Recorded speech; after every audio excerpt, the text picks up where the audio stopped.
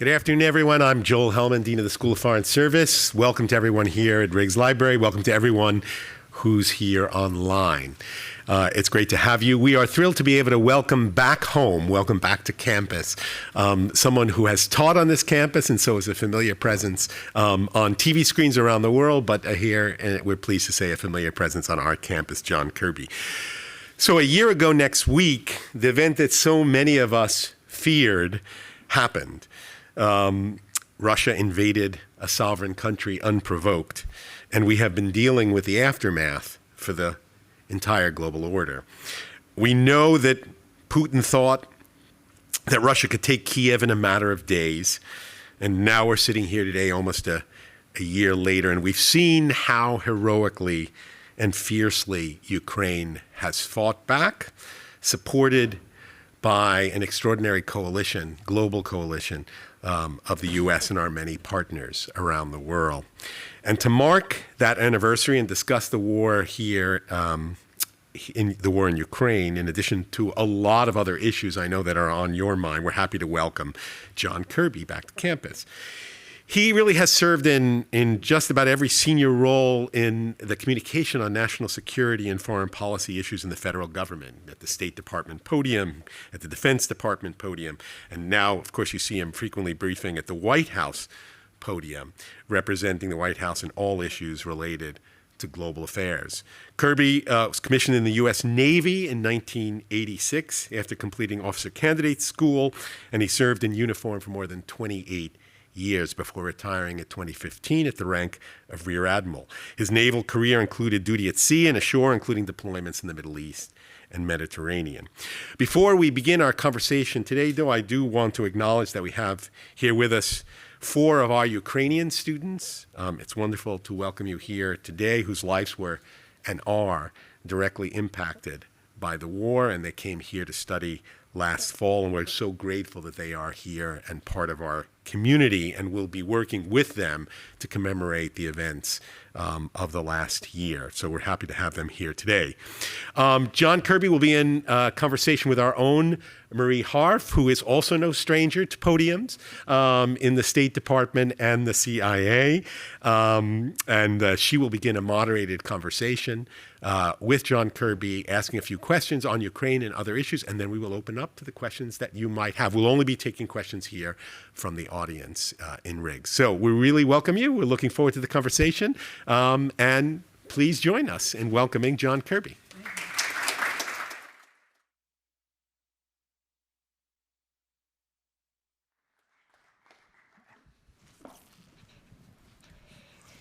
Thank you, Joel.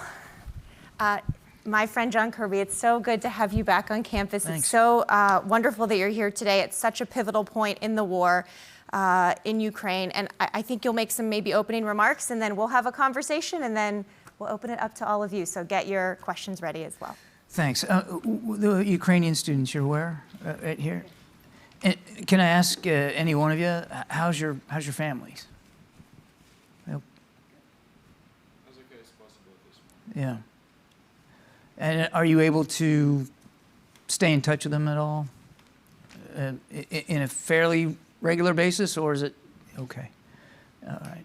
Well, I can just imagine the stress and the anxiety that you're feeling, and I can't even begin to think about what your families are going through.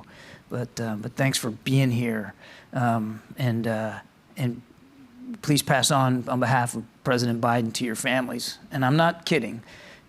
Pass on, please, from him how much he respects and remains truly awed by the bravery of the Ukrainian people, all of them, whether they're in uniform or not, and how committed he is to making sure that we continue to support Ukraine, as he said, for as long as it takes. I can tell you that when he says that, it's genuine, because I've heard him say it privately as well as publicly. It comes from the heart. He's dedicated to this effort. And I guess that's what we're going to kind of lean into and talk about is this war, which is now sadly a year old. I don't think anybody could have imagined that we'd be here 12 months later talking about a war that is still raging inside Ukraine. And we've learned a lot over the course of this year. First of all, we've all as I've mentioned, we've all come to learn about the bravery, the grit, the determination of the Ukrainian people. Their resilience is truly beyond measure, and it's if you're not motivated by that, then you're missing out, because it's amazing. And the leadership of President Zelensky, really stepping into being a commander-in-chief in a very dramatic, very effective way, and yet still maintains his humility. Which is pretty incredible when you think about a leader in war like that. I think we've also learned a lot about ourselves, particularly our alliances and our partnerships. I mean, look at NATO, for instance. More united, more resolved, more determined, more relevant than Marie and I have ever seen in the course of our public service. There was all kinds of talk after the Cold War ended about relevance of NATO, and then of course we got into fighting in Iraq and Afghanistan, and NATO found a way to adapt. And then when those wars were over, it was, well, where's NATO going to go? And I think you can look and see NATO knows where it's going. And now it might be very soon, hopefully, we'll have 2 more countries inside the alliance.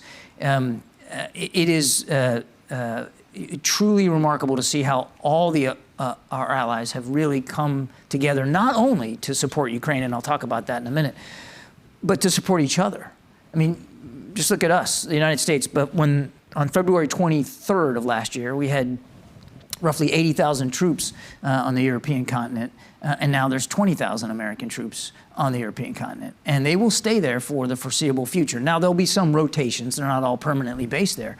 But President Biden, he knows that the security landscape in Europe has changed. Not will change, not is changing. It has changed based on what Mr. Putin has done. And the United States has really stepped up to add more capabilities, specifically to that eastern flank of the alliance. So we've learned a lot about what Article 5 really means and how seriously we all take it. President Biden is going to Poland next week, and he's looking forward to meeting with President Duda and thanking the Polish people specifically and personally for what they've done. Poland has really stepped up in so many ways. They're hosting more than 1 million Ukrainian refugees. They're helping us with our distribution of security assistance, getting it into Ukraine directly, and of course they are our steadfast NATO ally. And so again, I think we've learned a lot about ourselves in the context of alliances. We've also, I think, learned a lot about ourselves as Americans, for those of you who are American. The American people understand this idea of independence. It's sort of an important ideal in our own DNA. And we know that that's what Ukraine is fighting for. Their right to exist, their sovereign right to exist. That's what's at stake here. And I think the American people also understand that if Putin wins, and it doesn't look like he is close to winning, of course, but if he does, then the stakes for the rest of the continent, if not the rest of the world, go up. And the cost of defending against that will go up exorbitantly, both in blood and in treasure. And the American people understand that too. And that's why we've seen incredible support across the population here and in the halls of Congress for supporting Ukraine. It's been bicameral, it's been bipartisan, and it's certainly been the majority view. And so I think all of us have learned too about the grit and determination of the American people in standing up for democracy and standing up for these very basic founding ideals of ours. Lastly, I think we've learned quite a bit about the Russian military and about Mr. Putin's leadership of it. They're clearly not 10 feet tall. They are still experiencing many of the same difficulties today, a year in, that they were experiencing within days or weeks of trying to take Kyiv. Poor logistics and sustainment, terrible morale and unit cohesion, no integration of air and ground operations. And as I said from the podium the other day, they're suffering from significant leadership turnover. I think that what I said was Mr. Putin changes generals the way I change my socks. And it's true. They're having a hard time grappling with this. They did not expect to run into the buzzsaw that is the Ukrainian military. They did not expect to run into the buzzsaw that is the allied and international unity behind Ukraine, making sure that the Ukrainian armed forces have the capabilities, the systems, the skills, the training. There's a lot of training going on still to continue to succeed on the battlefield. And I think they underestimated by far President Zelensky and his leadership ability and the way he could really inspire a nation. So I think we've learned a lot about them, and we're going to continue to learn from what they're doing, and most importantly, what they're not doing. But I also think Mr. Putin has been learning too, and he's come to realize that he has significant deficiencies inside his military, and that he overestimated his ability to have military success here. Now, all that said, we're now at the end of a year, and we don't know what the next year is going to look like. This war could end today, right now, if Mr. Putin would just do the right thing and pull his troops out. Obviously, that doesn't appear to be anywhere near happening. He continues to fly Iranian drones and cruise missiles into civilian infrastructure, knocking out the heat, knocking out the power. I mean, are your families without heat or power? At least, yeah. And hitting quite literally innocent civilian targets, playgrounds, schools, hospitals. It's utter depravity. And he's also now, we think, making preparations for when the weather gets better. And we all have to assume that he wants to go back on the offense when the weather gets better, which is why we're using the time now to give Ukrainian battalions some training outside the country. We're giving them armored vehicles from the United States, Bradley fighting vehicles, Stryker infantry combat vehicles.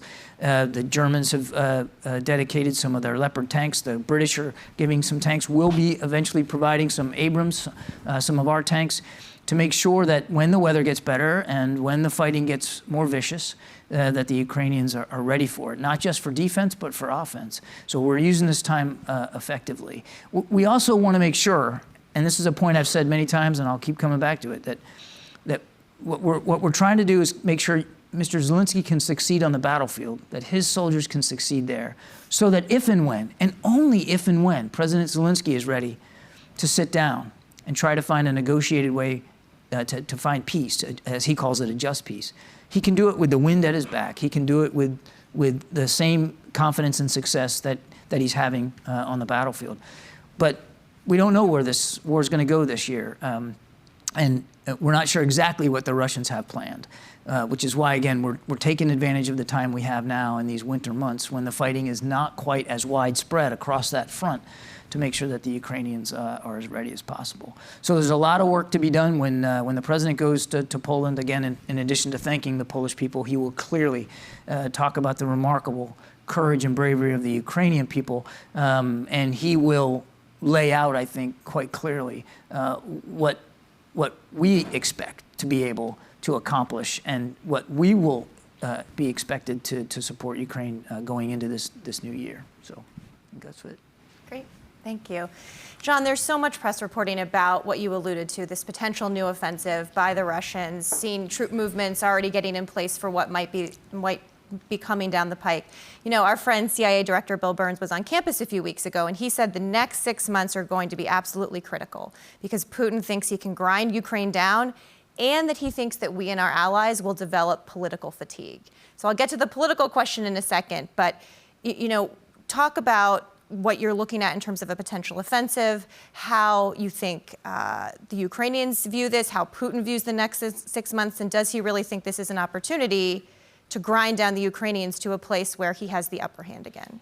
With the caveat that we don't have perfect visibility into Mr. Putin's planning and what kind of offensive operations he wants to conduct, we do expect, as I said, that when the weather improves, that he will try, that he is right now trying to rearm, re-equip, maybe even retrain, and mobilize additional manpower for this for the upcoming spring operations.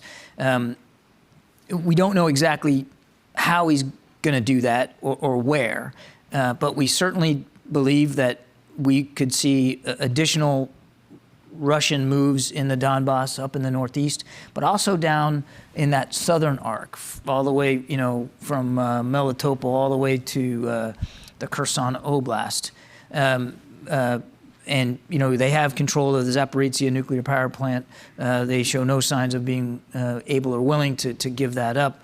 And obviously that controls a lot of power, electricity, utilities for southern Ukraine, including Crimea. So we do expect that it's somewhere along, if not in many places along that front, Mr. Putin may try to regain the initiative, which is why, again, we're working so hard now in these winter months to provide additional advanced capabilities to Ukraine, but also the training piece. And that gets lost a lot in the discussion. But, you know, we got Ukrainian soldiers at Fort Sill, Oklahoma, learning how to use the Patriot air defense system, which we'll be trying to get to Ukraine here in coming months. And we've got this battalion-sized combined arms training that we're doing outside of Ukraine in another European country. We're taking a battalion at a time and bringing them through that, and then cycling them back into Ukraine, because we believe, actually, I shouldn't say we believe, the Ukrainians believe that that in the new year, in these next 6 months, as Director Burns has said, that they're going to be, what they need to improve upon is the ability to operate in open terrain in a very coordinated way, and that it's going to largely be a ground fight. And so that's why we're focusing so much on these armored capabilities and the tanks and all that kind of thing. So it's going to be, the next few months will be very, very important. And what we're trying to do, in addition to helping them fight now, because the fighting hasn't stopped. I mean, the fighting around Bakhmut is vicious and bloody, but there's likely more to come, and we just want to make sure that they're ready for it. Another thing you hear a lot of talk about, and you alluded to this also, is whether Vladimir Putin is actually serious about negotiations. And Zelensky gets to decide if and when he sits down. I think you all have been very clear about that. What is the assessment right now about whether there is any opportunity for that?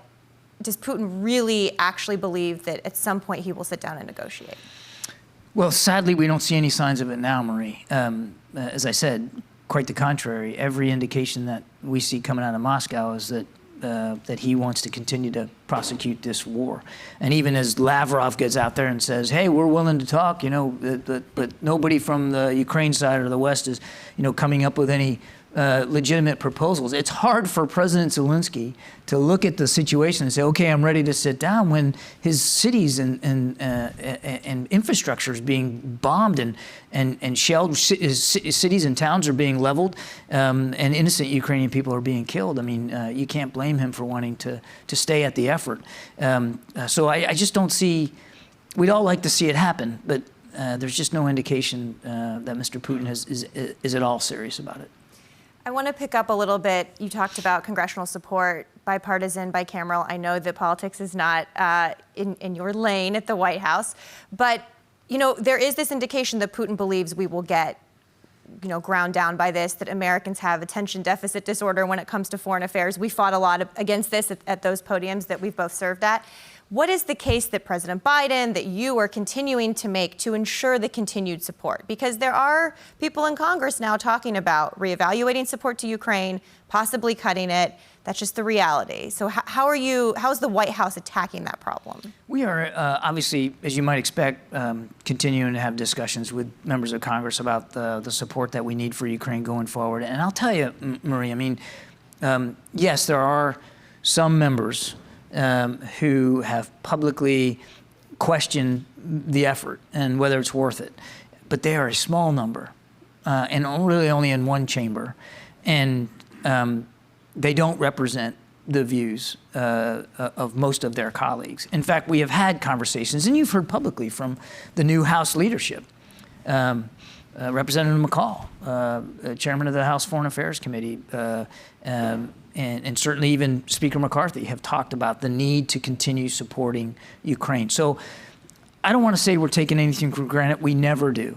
But as we look at the Hill right now, we still believe that that support is there and that we will be able to continue to support Ukraine going forward. It's worth noting that in the last Congress, right before the end of the term, they approved more than $40 billion worth of assistance for Ukraine. Much of that is dedicated to security assistance, weapons, and that kind of thing. And we are executing on that money right now. And we think that at the pace we're going, we'll be able to continue to execute on those funds for much of the rest of this year. And obviously, if and when we feel the need to go back to Congress, we'll certainly do that. And every indication that we have is that we'll still, from the leadership, we'll still be able to get that support. And look, I mean, hopefully we won't need it, right? I mean, as the president said, we're going to do it as long as it takes, and he means that. But wouldn't it be great if as long as it takes is tomorrow? You know, if there was no need to have to continue to do this. I will also say that, I mean, one of the things that the Defense Department is looking at is, and it's hard to get too far ahead of ourselves right now since the fighting is so vicious and we expect it to become more so in coming months. But, you know, we're also starting to think about what does a post-war Ukraine look like? What kind of defense relationship will they need from the West and from the United States, and sort of what are the eaches of that? What components do we have to start thinking about? Again, I don't want to overstate it. It is preliminary right now, but as I said, President Biden believes that the security landscape has changed, and so it's not really too soon to begin to think about what does a post-war Ukraine look like and how do we support that. And are you having those conversations with the Ukrainians at the moment, or is this sort of internal U.S. planning? No, we are. I mean, certainly in the context of the contact group that Secretary Austin has stood up. We just had another meeting. The ninth one week, in Brussels just a couple of days ago. Yep. Ninth one, more than 50 countries, and that's being led by the United States. I think it demonstrates our convening power, and as a component of those contact groups, almost at every one on the agenda, they're continuing to have this conversation with the Ukrainians about long-term defense needs and what those relationships could look like. Again, really hard to put too much down on paper in detail, but we believe it's important to start to have those conversations. I'm going to ask one more question about Ukraine before I go to what I'm sure is on everyone's mind, which is UFOs in China. So bear with me for one more Ukraine question. You know, so much of this war is being fought in the information space, John. This is the world you and I work in, both before the invasion and since. I think so many people were pleasantly surprised at how much intelligence you were declassifying, putting out before the invasion and since. Nothing I've ever seen in my career, certainly, I'm sure nothing you've ever seen. Can you take us behind the curtain a little bit? How are you making decisions about what intelligence to put out there? Because the Russians have a huge propaganda, disinformation, war that they're playing too, a game they're playing with us. So how do you make these decisions about what to say publicly? It's a terrific lesson that I think we've learned over the course of this year, and I hope we never unlearn it, because it really has had an impact, we believe, certainly on Mr. Putin's decision-making, and it absolutely has helped us get ahead of Russian propaganda and disinformation. So essentially, Jake Sullivan, the National Security Advisor, who was here on campus months ago. That's right. He has come up with a set of guidelines for what would merit a piece of intelligence getting declassified. And I won't go into the guidelines here publicly, but in essence, Mr. Sullivan wants to make sure that if we're going to declassify information, there has to be a strategic intent behind it. It can't just be willy-nilly, and we also have to protect our own collection capabilities. I mean, sometimes you just can't simply put something out there because you will then be letting the bad guys know how you know. So there's a very careful process. Number one, does this piece of information meet a strategic intent? Will it be able to effectively push back on Russian propaganda or maybe disrupt their planning and their thinking, their decision-making cycles? So is there a strategic purpose to it? Yes or no? If it's yes, then if in declassifying this, are we going to make the work of our intelligence community harder? And if the answer is yes, then obviously we're not going to do that.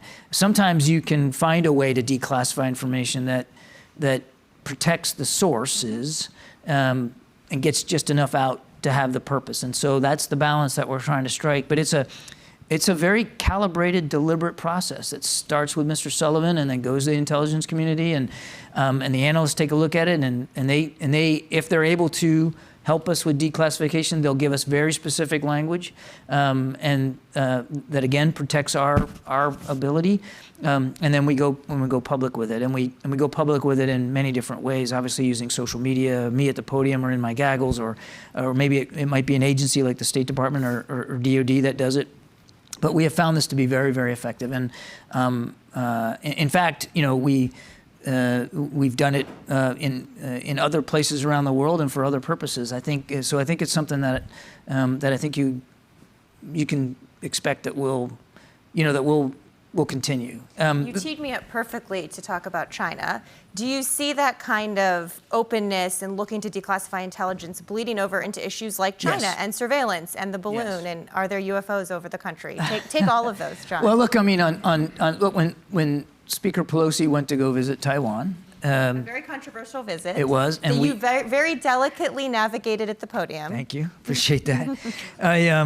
It required delicate. Diplomacy at the podium. We were able to declassify. I went to the podium and talked about ways in which we anticipated that the Chinese would react to that visit, to get a little bit ahead of their narrative about this visit. And so yes, we have done that with respect to China, and we've done it with other places around the world too. Again, it's a balance. It has to have a strategic purpose, and you have to protect your own intelligence capabilities. But we have found it to be effective. I mean, Mark Twain used to say, "A lie can travel halfway around the world while the truth is still tying on its shoes." And I think that's still true. I mean, except now that you can't even find your shoes, but while the lie has traveled halfway around the world because of the communications technology today. And while you may not be able to beat a lie to the punch normally, you can if you know it's coming. If you know that an adversary is going to put a lie out there, and you can get ahead of it, and you can do it in a way that protects your ability to continue to collect intelligence, then you can get out in front. This is my last question, so students, please start thinking of your questions. I will call on you, and we'll bring a mic to you when we start doing those questions. So I know President Biden's speaking this afternoon. You don't want to get ahead of your boss about these unidentified objects that have been flying over the country, but can you say a little bit? I think a lot of people are scared and want to know more about what is in the skies overhead. And there's a difference, I think, it seems from the press reporting, between the first Chinese spy balloon and these other objects that have been shot down. Can you say a little bit about this? Yeah, we're talking about two separate sorts of events here. The Chinese spy balloon that we shot down over the coast of South Carolina was a bona fide surveillance. We knew it was Chinese. We knew it was a surveillance capability, and we knew it had maneuverability. And by looking at the jet stream and the predominant winds, and we could predict where it was going to go. Because of its sheer size, it was not wise to try to down this thing over land. I mean, the balloon itself was 200 feet high. The payload was the size of 3 school buses. It could have hurt a lot of people had we done that. So the president is obviously not going to put Americans at risk on the ground. So we waited at the soonest opportunity to down it inside our territorial airspace, and that was within 12 miles off the coast of South Carolina. The beauty of that decision, the additional beauty of it, was that water's fairly shallow, 45 feet, and we were able and have been able to recover much of the debris, which we will exploit. We'll study it, we'll learn from it. But we also took advantage of the time that it was flying over the country to learn from the system itself while it was in flight. We collected on them while they were trying to collect on us. The other thing I'd say is... Which has been lost a little bit in some of the coverage. I just want to double tap on that. No, I agree. I mean, we spent a good fair amount of time, taking a look at this thing and trying to better discern what its capabilities were. And we learned from that. We'll learn more now that we've got much of the debris off the bottom. I will also add that while we were collecting on it, we limited its ability to collect on us. I can't get into too much detail here, but we knew that its path could take it over some sensitive sites, military sites, and we took action at those sites to basically close down any opportunity that the Chinese would have to gain knowledge or intelligence off of those sites. So that was different. I mean, again, it was immense size. We knew what it was doing, and we took advantage of the time that we needed to afford ourselves to shoot it down safely to actually collect on it. Then last weekend there were 3 objects downed. Friday, Saturday, and Sunday. Friday over sea ice in north of Alaska. Saturday in the Yukon Territory over Canada, and then Sunday over Lake Huron, one of the Great Lakes. In those cases, the president again got the recommendation from the military that the proper course of action was to down them for 2 principal reasons. One, we couldn't rule out that they were surveillance devices, and their flight path did in certain cases take them over potentially sensitive sites. We couldn't say definitively that they were spy balloons or spy objects, but that they could be, and that was certainly in the wake of the spy balloon. That was a risk that the president wasn't willing to take. And then, of course, there was the potential hazard to civilian air traffic. Unlike the Chinese spy balloon, which was at 66,000 feet, well above the norm that you fly in a commercial aircraft. The one on Sunday was at 20,000 feet, and the ones on Friday and Saturday were flying at around 40,000 feet. So right on sort of upper and lower limits there. And so there was a credible risk to civilian air traffic. And again, the president wanted to act out of an abundance of caution here, again, at the recommendation of the military. Now, and I talked about this the other day on Monday, our intelligence community, even though we're trying to find the debris, tough areas we haven't found anything just yet because of where they landed and because of the extreme winter weather in these locations. But we have asked the intelligence community to take a look at what they think, and their leading explanation thus far is that they were most likely balloons of a commercial or maybe research nature. That we've seen no indication that are related to the PRC's spy balloon program. We don't have any indication that they were owned by the U.S. government or that they were. Some company just doesn't want to own up to it now that they had these balloons shot down. It could be they could have been weather balloons. They could be scientific research. We just don't know. But again, based out of an abundance of caution, the recommendation from the military, and the uncertainty about what they were doing there over the weekend, the president followed that advice and counsel and ordered them downed. As I talked about on Monday, he also tasked Mr. Sullivan to lead an interagency effort to take a look at the parameters and the protocols with respect to these objects and whether or not we need to adjust the way we think about them and the way we detect, analyze, and act on them. And so that work's ongoing. Right, whether we will keep shooting these things down, what the sort of order of battle will be. Right. Great. I'm sure you have many questions. Please raise your hand and I will call on you. Yes, can we go right here, the gentleman with the sport coat. And please say your name and what year you are and what you're studying. Sir, thanks for meeting with us today. My name is Shafer. I'm a graduate student in the Master of Science in Foreign Service program. We saw at the Ukraine contact group this week that long-term munitions production was one of the main topics discussed. We know that we've been using our own supplies faster than we can really produce them. Our stocks are low, European stocks are lower. We know that the U.S. industrial base, the capacity is slow to ramp up. So what do your current projections as far as munition expenditures show as far as both Ukrainian and Russian side? Is there any possibility of running out of ammunition, having to delay going on the offensive, and whether that could lead to a negotiated settlement earlier than is ideal? And how it's impacting us, right? Our stockpiles, of course. Right. I have to be somewhat careful here because we don't talk publicly much about our inventory of just about anything. So I won't do that. I just a couple of points here. Every time the president signs out a package of security assistance for Ukraine, the chairman of the Joint Chiefs and the Secretary of Defense, have to make a determination about the degree to which that package impacts our military readiness. So with each package, rest assured, the Pentagon's taking a look at our own operational plans and our own readiness requirements to make sure that we can continue to meet them. That said, you're right. I mean, we have given an incredible amount of weapons and ammunition to Ukraine, not just the United States, but other nations as well.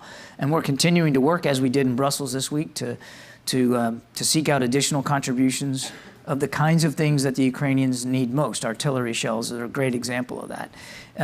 And so if we can't do it, or we're concerned about our ability to do it, we are working with other countries that may have access to inventory of a more ready nature.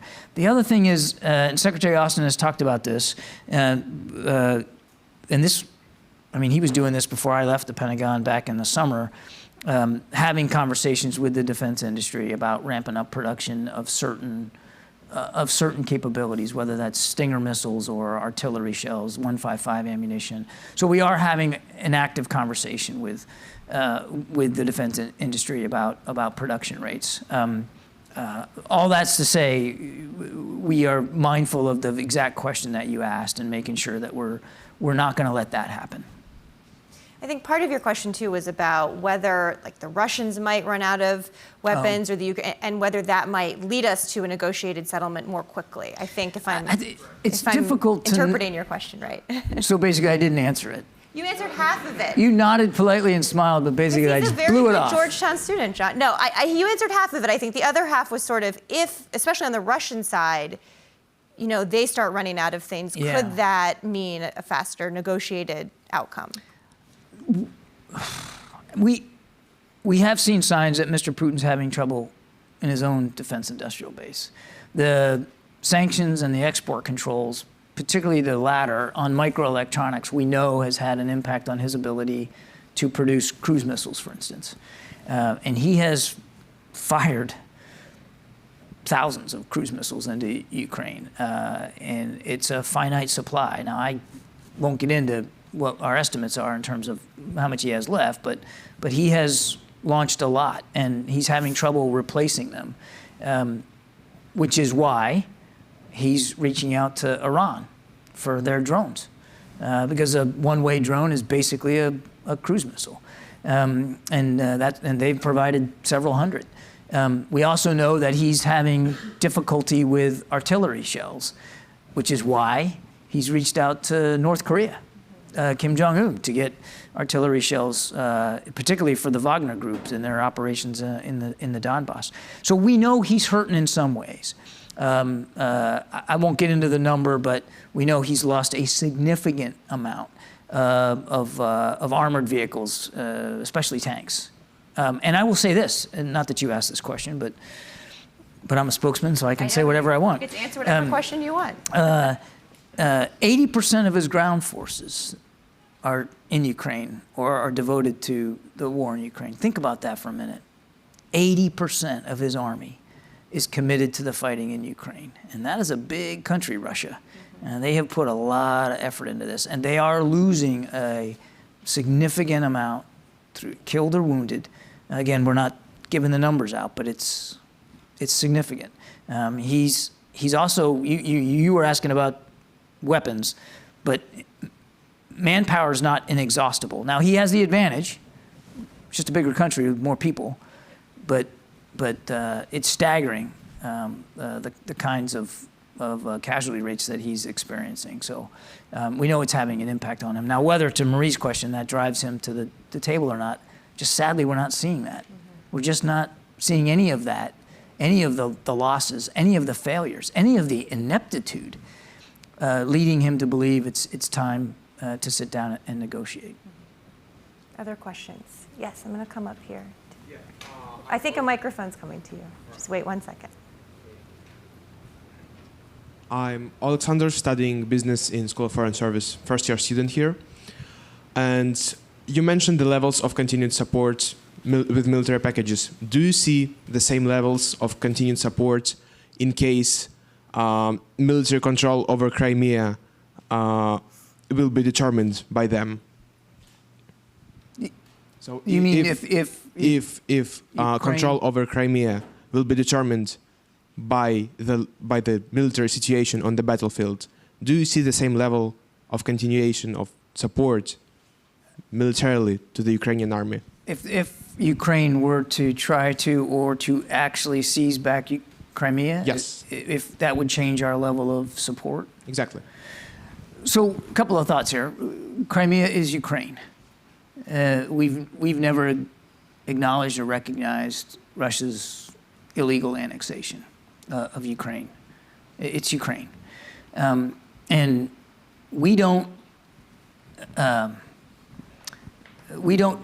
dictate or tell the Ukrainians what targets they're going to strike or what operations they're going to conduct. If they ask for assistance and information to help them, we certainly do that in as relevant a way as we can. But these are Ukrainian decisions to make. President Zelensky gets to determine where he's going to put his troops and what he's going to fight over. So in all the discussions of support for Ukraine going forward, I've never heard anybody qualify it by a certain part of Ukraine. I just haven't heard that, and I wouldn't expect that. Or sort of say, well, if we can win everything else back but Crimea, like it's not seen as a foregone conclusion that it's lost. No, and not for us to determine. President Zelensky, if and when he is willing to sit down and negotiate with Mr. Putin, he gets to determine under what conditions and under what circumstances, and if he's willing to negotiate, what that negotiation would look like. We're not determining that for him. Now, I will say, in terms of any potential operations into Russia, we are neither encouraging or enabling the Ukrainian forces to do that. We've been very clear about that publicly and privately. Other questions? I'd go to you right here, please. Yes, you. And there's a microphone somewhere.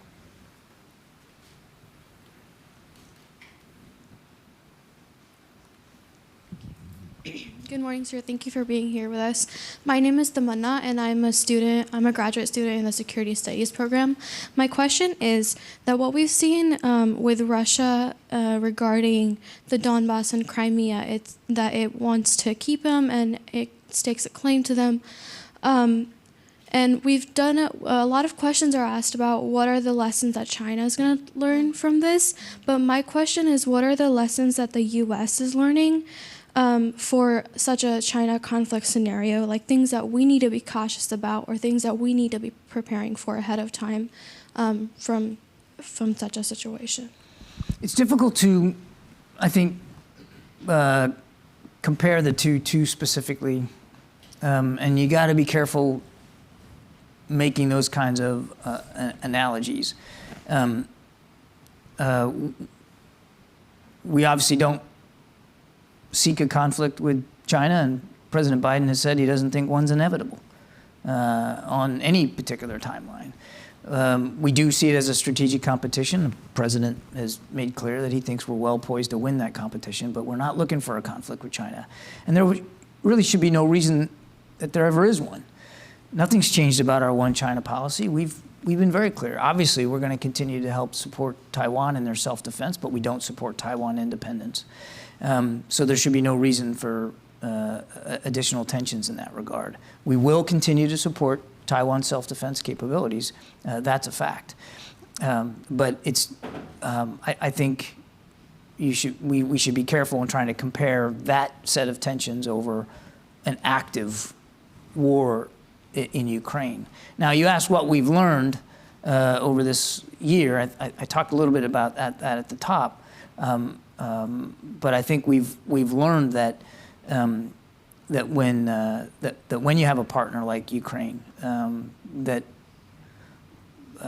clearly has the skills, the organizational capabilities, the leadership to fight back, that they can do so very effectively and do it with a range of systems and capabilities. I mean, think about what they have in the field. Some of what they have is some of their old stuff that came from the old Soviet military. They've got stuff from the United States. They've got stuff from European allies and partners, as well as material coming from countries all over the world. And it's really amazing what I think we've learned what an army can do with a variety of systems and capabilities. And I think we've shown, I believe, the American people have shown that they do understand the stakes here, that they do understand the idea of sovereignty and the importance of standing up for something like democracy. It sounds corny, but we don't believe it is. And we don't believe the American people believe that either. I mean, it's manifest in the constant, steady stream of support that we've been able to provide Ukraine. Other questions? Yes. I will come to you. You were waving your hand very enthusiastically right here. Veronica, up here. Right there, to your right. Right there, yes. Thank you. Hello, my name is Dan, and I study economics. So in the National Defense Strategy, the United States government characterizes China as a pace and challenge. And the strategy also speaks of integrated deterrence. I was wondering, why wouldn't the United States characterize China as a threat? Well, China is clearly, set out to look for a conflict Well, you just said the United States doesn't seek to look for conflict with China. So you think we should? Yeah. Why? What are some of the considerations the United States wouldn't characterize China as a threat? Under what conditions wouldn't we characterize them as a threat? This is what he was like as a professor, just Yeah. to everyone in the room. Also, thank you for reading the National Defense Strategy. Yes, yes. We're comfortable with the way we've characterized the China challenge. We're not blind to the kinds of coercive tactics that China is using in the Indo-Pacific, the way they're trying to bully some of their neighboring nations. We're not blind to the influence that they're trying to expand and grow in places like Africa and South America, or even the Middle East. And we're certainly not blind to concerns over the theft of intellectual property or the kinds of things that they are trying to prove capable of doing in space and cyberspace. We're not blind, and you can see it in the NDS, the defense strategy, to their growing arsenal of nuclear weapons. And that said, neither President Biden or President Xi, when they met in Bali, want to see these tensions devolve into any kind of conflict. And President Biden doesn't believe that they have to. He does believe that we're in this strategic competition with China, and certainly from an economic perspective, let alone, a political one or even from a military one, we're well poised to win that. And that's what he wants to focus on. But we don't, your question is, why don't you see them as a threat? I would tell you that we see plainly the threats that they pose in some of those domains. But we also see plainly opportunities for cooperation. Climate change is a good one. Counterterrorism is a good one. And of course, there are things that we can do in the trade space, trade and economics, to find better ways to not to compete, but compete in a fair and just way with China. So as the president has said, where we clash with them, where we differ with them, we're not going to be afraid to defend our interests and stand up for that. Where we can cooperate with China, we're going to do that too. We have to. And Secretary Blinken was almost on the airplane heading to Beijing when the spy balloon was detected over Idaho. And that's unfortunate because part of that visit, part of that trip was designed to do what President Biden and President Xi agreed to do at the G20, which is let's get our teams together and let's see if we can get this relationship on a better footing. And I can tell you, President Biden still wants to get there. And I think that Secretary Blinken will go to Beijing at some point in the future. It's just not appropriate to do it now, given what they decided to do with the spy balloon. Did that answer your question? Maybe not to your satisfaction, but That's very sufficient. thank you. Thank you. Who else? So many questions. Yes, this woman right in front of you, Veronica. Yes, thank you. Hi, thanks so much for being here. I'm Jess. I'm a third-year security studies student. You talked a little bit about Russian lies and propaganda versus the challenges of the intel community in sharing truth and being more transparent. I'm wondering how, or has the role of the government public affairs officers changed in the past 30 years in your career, and what you feel is the changing role of the public affairs officers in the future information environment? Well, I could talk all day on that one. Changed just a little bit, right, in 30 years? Yeah. I mean, I don't even want to talk about what it was like when I joined in the community in 1990. I mean, my first tour duty was on an aircraft carrier, and back then there were no cell phones, no internet, and when that ship took in all lines and got underway, if you wanted to send reporters or VIPs out to it, it took 3 or 4 days worth of message traffic to make that happen, and it was life was a lot slower than it is right now. So I think one of the big changes is just speed. Everything is faster right now. I don't need to tell you guys this. I mean, the information environment is just incredibly fast. And we've all had to learn to keep up with that. I think, number one, that while we have to be willing to be, and Marie's much better at this than me, and always has been, more responsive in the environment, faster, to react and to set records straight. We also, in some times of crisis, we have to be willing to slow down. Yes. Slow down. On the 24th of August last year, the 26th of August, when 13 U.S. service members, mostly Marines, were killed at Abbey Gate in Kabul, I was preparing for the morning briefing. We were doing 2 briefings a day during the Afghanistan withdrawal. When we got the word, and I closed the office doors. I gathered my staff in my office. I told U.S. Central Command that I was going to be the single point of release of information. And I think I sent a tweet maybe once an hour or every 90 minutes throughout that day, only putting out what we knew to be true.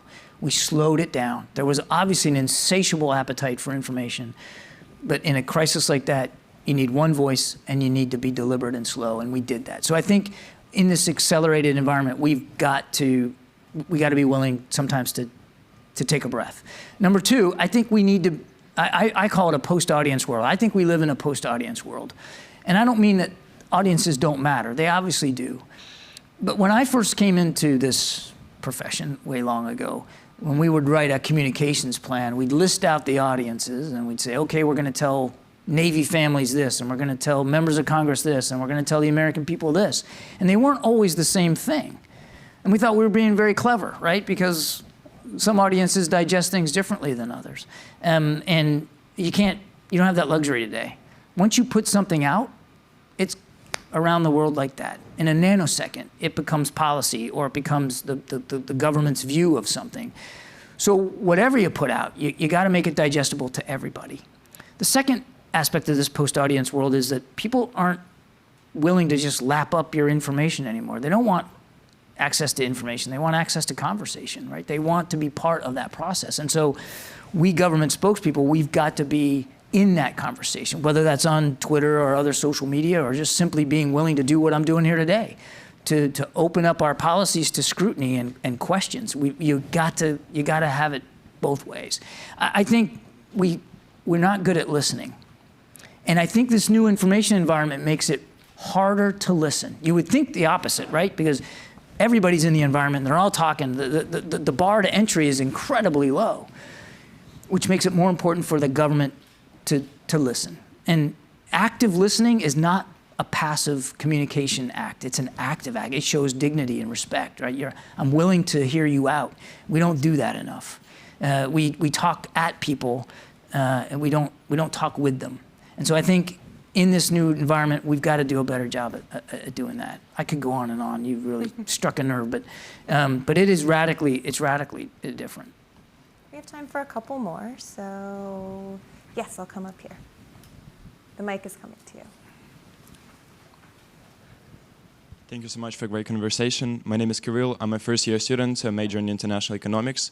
And the other day, Italian Ministry of Defense said that Ukrainian government requested new protective shields from nuclear, chemical, and biological weapon.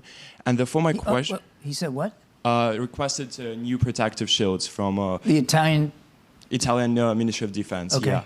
So I'm just wondering, what is the current level of threat? And if Russia ever decides to use them against Ukraine, what is the extent probably going to be? And what would be the response of the US and allies?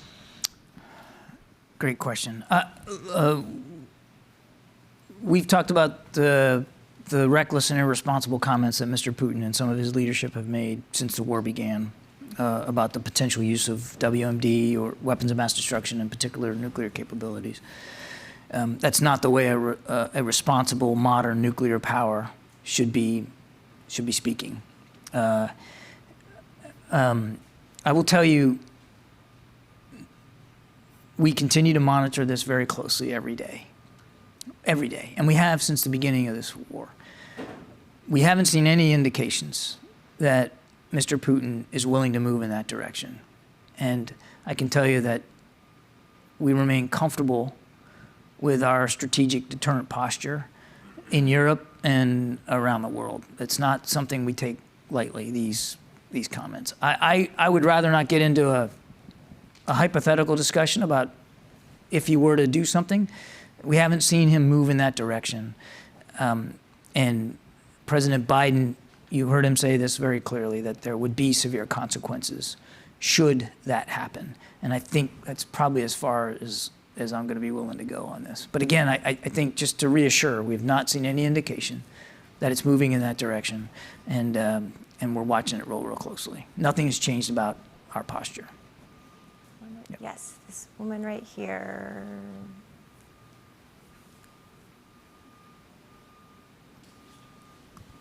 Hi, my name is Fiona. I'm a first year in the SFS studying international politics. And I know that recently there's been a lot of conversation about military spending and whether or not we should decrease military spending in favor of social programs and things like that. And I wanted to ask your personal thoughts on whether or not military spending should be reduced, especially in light of the economic aid we're providing to Ukraine and recent threats to domestic security. As a government spokesman, I'm not entitled to personal thoughts.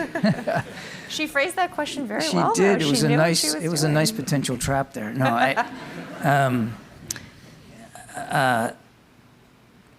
look, it's always a balance when the government's putting forth a budget. And having grown up in the Navy and been at the Defense Department, I well understand that defending our country and our interests can be expensive, and especially now, given the threats and the challenges around the world, certainly what's going on in Ukraine. I can't possibly get ahead of what next year's budget's going to look like, and obviously that will, as every year, it will involve negotiations with members of Congress, and Congress will do whatever it does to the top line.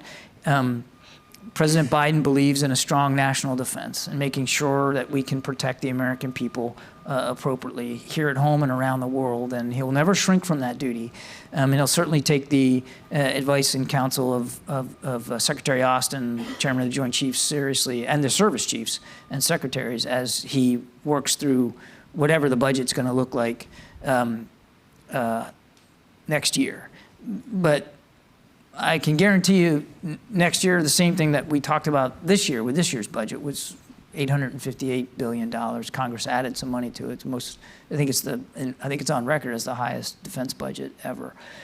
But I would ask you, don't get just enraptured with whatever the top line is.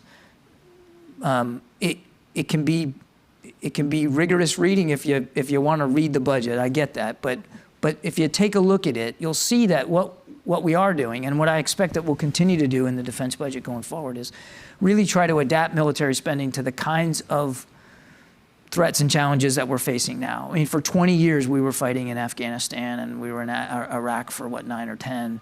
And so a lot of the military budget for the first 20 years of this century was dedicated to those kinds of fights.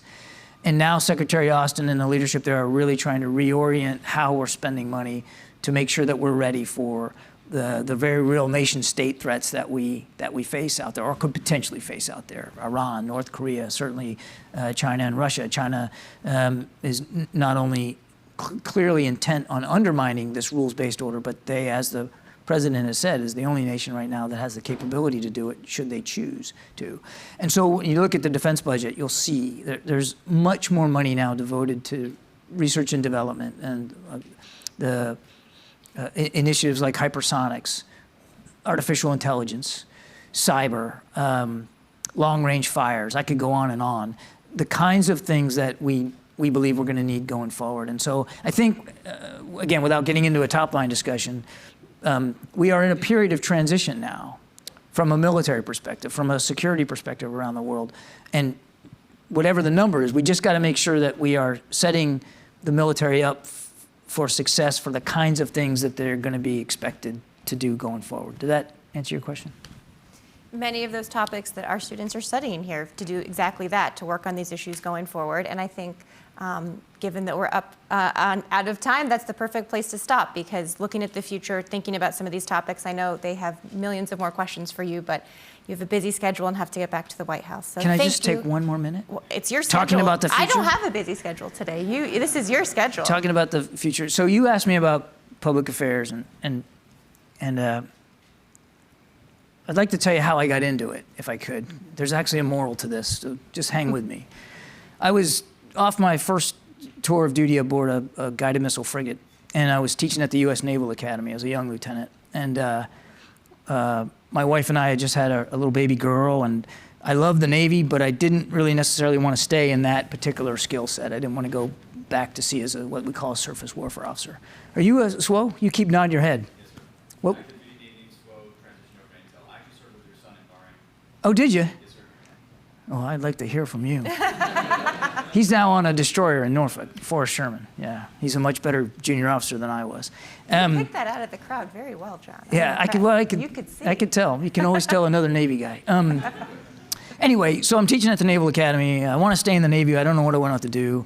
And I met a good friend. In fact, we're still very close, Jamie Graybill, who was in the same boat. He got off an amphibious ship, wanted to stay in, didn't want to stay doing surface warfare. So as a joke, we couldn't decide what we wanted to transfer into. You could transfer from surface warfare into another skill set. And there's lots of different skill sets that a young officer, if you qualify, can move into. We couldn't decide. So we went out and got a paper plate one day, just like you use at a picnic. And we got a marker, and we drew 8 even slices of pie on the plate. And in each one, we wrote the name of a different skill set that we could transfer into. Intelligence, supply corps, public affairs, cryptology, code breaking. We even had one for the Coast Guard, because back then young Navy officers could transfer into the Coast Guard. And then we went to the clinic at the Naval Academy, and we got a tongue depressor. We drew an arrow on it and stuck it with a tack to the plate. I've never heard this story. Yeah, it's true. And every day for about 2 weeks, making fun of ourselves and our own indecision, we spun the dial. And every day for 2 weeks, the damn tongue depressor landed on something different. And we'd laugh about what idiots we were. Well, one day, after a couple of weeks, Jamie came into my office, for the normal daily spin of the dial, and he goes, I'm done. Like, let's make today the day. So we shook hands, we spun the dial, and we both became public affairs officers. I do not recommend this as a career development tool. All of you stressed about your careers. But that's the point I'm trying to make. I'm certainly not recommending you take it. My point is 2 things. One, you're all young and you're all beginning and starting out. Some of you already are on careers, and some of you are getting ready to start them. Be flexible. Be open to change. Be open to life's going to get in the way, and that's okay. Things are going to happen in your life that you can't possibly predict right now. And I guarantee you, whatever you think you're going to be doing 5, 10 years from now, you won't be. And that has to be okay. I never once asked the Navy for a set of orders. I never once turned a set down. And I really had a wonderful career. I can't think of a single job I would have done differently or not done at all in the Navy. Let life get in the way. Your future is for you to make, but sometimes circumstances will guide you in different ways, and you have to be open to that. Be humble about that. And the second thing is, don't, if you don't mind, I'm old enough to be some of your father in some of your cases. Don't try to force it. Just focus on doing the best you can in the moment that you're in, and believe me, the rest will take care of itself. People recognize good work. They recognize leadership. They recognize dedication and ethical behavior, and that won't get, that won't go unnoticed, and it will stand you well as you continue to move through. So just focus on what you're doing now. Do the best you can. Don't chase the next job. Don't chase the next promotion.